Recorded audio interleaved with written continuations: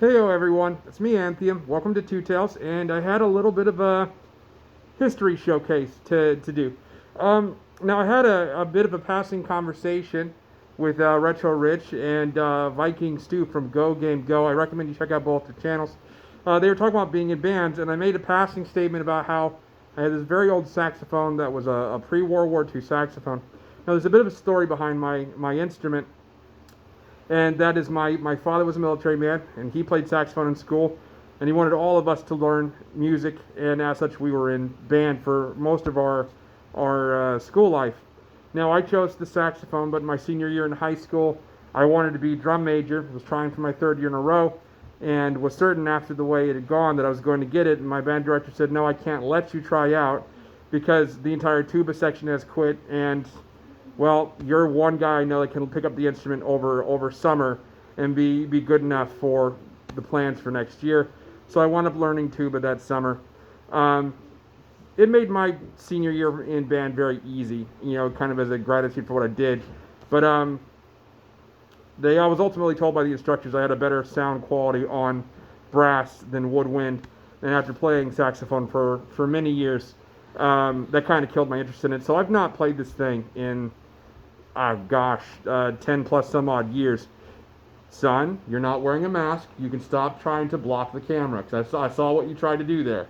Remember the rules, please. Sorry about that. In any case, so my saxophone's really been in storage for a while, and when I moved up here from North Carolina, it wound up going into the basement, which the basement flooded. And I wasn't warned that that was going to be a problem here. So now that I've pulled it out of the kit, you want to say hi, Callie? Wave. So now that I've pulled it out, it's got a bit of a corrosion on it. So I'm going to have to find out where to take it to get it cleaned up. It needs new corks and so forth. And I've got other historical stories about things from my being in a military family, whatever have you. But this is more about the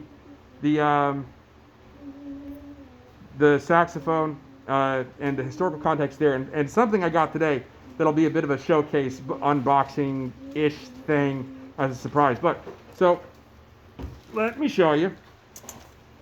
So this is my very old saxophone. It needs to be cleaned up. You can't really see here too well, but that white studding is corrosion that's been developing on it. So this whole thing needs to be very, very well cleaned. But here's the real interesting point, and I'll tell you a story about this. You see this shows.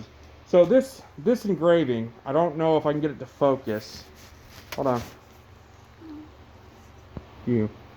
There we go. It shows up backwards in the camera. I know it doesn't, but it says Wayman up here, and then it states the location in Philadelphia, PA. So back in the 1940s, around World War II, saxophones were not engraved with the company that made them. They were engraved with the name of the store that had requested the build, and it was given the name of the store that sold the saxophone. The buttons on the thing are authentic mother of pearl, and so about 10 years ago, I was really, really hard up on money for the family.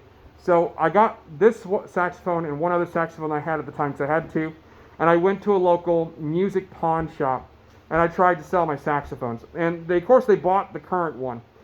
And the guy looked my saxophone up, and he goes, look, I'll be completely honest with you. I can find one entry for Wayman. It references a store from back in like the 40s. He goes, but otherwise, there's no estimated value for this instrument. There's nothing I could do to come up with a fair offering for the price. He goes, the reality of the matter is, that saxophone should be in a museum, or you should box it up and put it on display as a centerpiece for conversation. But I cannot and I will not buy that saxophone off you. So, I've had it ever since, and I'm kind of glad that after losing and ruining so many things in my childhood, that I held on to this one. Now, you're being funny back there. 10 years ago when you had that saxophone, I wasn't even born. No, you weren't around just yet.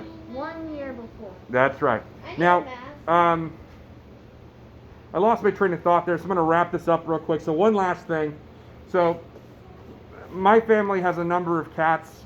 Not really me. It's for everyone else. So my wife, in a bit of humor, got me this. They're alive. Triassic Triops. So I can grow these prehistoric shrimp-like thing with 3 eyes. That's going to be my pet, and maybe I'll document that stuff some other time. It's alive. Yes, they're alive. All right. All the best. I hope you enjoyed this little bit of historical memorabilia. And I'll catch you next time. They